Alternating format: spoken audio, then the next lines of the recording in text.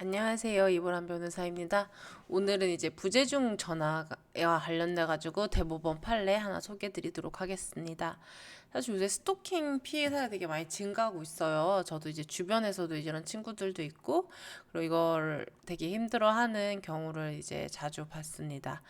그랬을 때 이제 스토킹 행위가 초기에 제지되고 억제되면 이제 피해자를 보호할 수도 있고, 또 스토커를 스토킹을 하시는 분 입장에서 봤을 때도 이제 이게 초기에 이제 좀 멈출 수 있으면 서로에게 더 좋을 수 있을 것 같아요. 그리고 이게 초반에 억제가 안 되면 강력 범죄로까지 사실 이어지기 때문에 이제 스토킹에 대한 이제 사회적 경각심과 이해도가 높아져가지고 이제 우리가 이제 스토킹법이라고 하는 것들도 만들어졌죠. 그래서 이거 만들어지기 전에도 되게 좀 많은 이슈들이 있었습니다.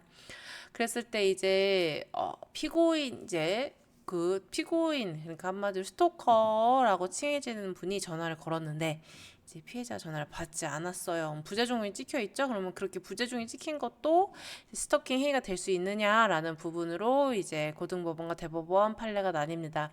그래서 고등법원에서는 부재중 전화는 이제 스토킹이라고 볼 수 없고, 그래서 그 부분은 이유 무죄라고 하였습니다. 왜냐면 부재중 전화라고 표시된 것 자체가 어떤 공포심을 유발하는 것도 아니고, 그냥 이제 그 피해자에게 이게 도달한 게 아니다라는 얘기죠.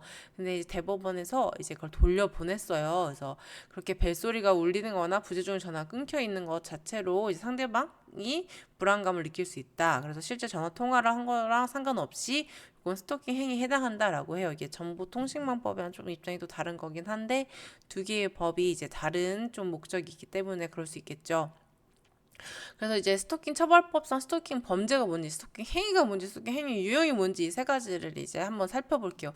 각각 이제 스토킹 범죄가 성립되기 가장 어렵고, 그다음에 스토킹 행위, 그다음에 스토킹 행위 유형 이렇게 있어요. 그래서 이제 스토킹 범죄에 해당을 해야 이제 우리가 이제 처벌을 하고 이제 형사적으로 범죄 될 수 있는데, 그럼 스토킹 범죄가 뭐냐라고 이제 보면 지속적으로 또는 반복적으로 스토킹 행위를 하는 게 스토킹 범죄라고 합니다. 그러면 스토킹 행위를 지속적 반복적으로 하겠죠. 스토킹 행위가 뭐냐라고 봤을 때 상대방 의사를 반하여 정당한 의사 이유 없이 이제 상대방이나 그 동거인에게 요런 스토킹 행위 유형의 행동을 하면 이제 스토킹 행위고, 요 스토킹 행위는 지속적 반복적으로 하면 스토킹 범죄가 되는 거죠. 그럼 스토킹 우리가 범죄가 무엇인지 봤을 때 이제 이걸 스토킹 행위를 지속적 반복적으로 하는 거다. 그러면 스토킹 범죄에 해당하는 스토킹 행위가 뭔지를 알아야겠죠. 그럼 스토킹 행위는 이제 피해자 의사에 반해서 정당한 이유가 없이 상대방이나 그 가족에게 그리고 이제 불안감이나 공포심을 일으키면서 스토킹 행위 유형을 해당하는 행동을 해야 돼요.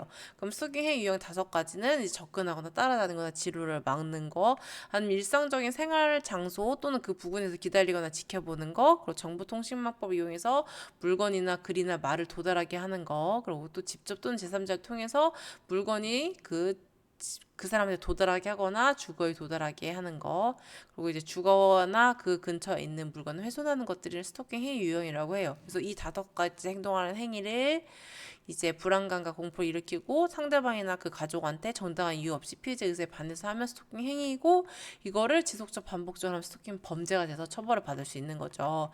그러면 우리가 그 부재중 찍혀 있는 전화는 이제 스토킹 행위 유형 중에 어디에 속할 수 있을까 했을 때 3번에 속할 수 있습니다. 그래서 피해자 의사에 반하여 정당한 이유 없이 정보통신망을 이용해서 이제 도달하게 하는 행위에 해당하느냐라는 부분이죠. 그래서 여기 대법원 판례가 이제 전화가 울렸는데 받지 않았어요. 그래서 부재중 전화만 남아있는데 이게 스토킹 행위에 해당하나요? 라고 봤을 때, 수신을 해야만 이제 스토킹 범죄에 해당되고 부재중이면 스토킹 범죄가 아니다. 라고 할 수 없다라는 입장이죠. 그래서 이제 그냥 부재중 전화가 찍혀 있는 것만으로도 이제 스토킹 범죄에 해당할 수 있겠죠. 그래서 그 이유를 이제 여러 가지가 있는데 3가지만 가지고 와봤습니다.